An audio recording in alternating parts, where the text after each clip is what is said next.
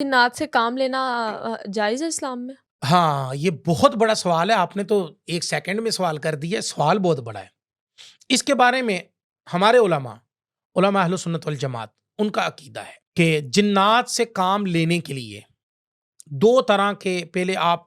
پوری یہ تمہید سن لیں تو آپ کو بات سمجھ میں آ جائے گی۔ ہمارا اگر تو آپ کی نیت یہ ہے کہ ہم اس سے اچھا کام لیں گے تو جائز ہے، لیکن اس کے باوجود بھی آپ کا عقیدہ اور یقین اللہ پر ہونا چاہیے۔ یہ نہیں ہے کہ آپ اللہ سے یقین اٹھا کر جنات پر لے آئیں کہ جی میرے تو سارے کام یہ کرے گا، نہیں، جنات پر لے آئیں، یہ نہیں ہو سکتا۔ آپ جب تک اپنا عقیدہ یہ رکھیں گے کہ ان کو جو طاقت دی ہوئی ہے وہ اللہ نے دی ہوئی ہے،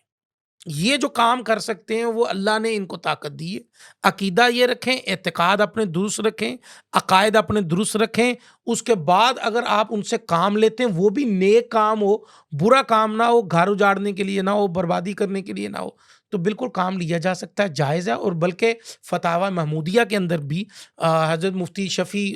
عثمانی صاحب رحمۃ اللہ علیہ، انہوں نے بھی اپنی کتاب کے اندر لکھا ہوا ہے کہ یہ جائز ہے، اور فتاوی محمودیہ کے اندر بھی لکھا ہوا جائز ہے، دیگر فتاوی جات کے اندر بھی اس کے بارے میں باقاعدہ فتاوی جات موجود ہے کہ جائز ہے۔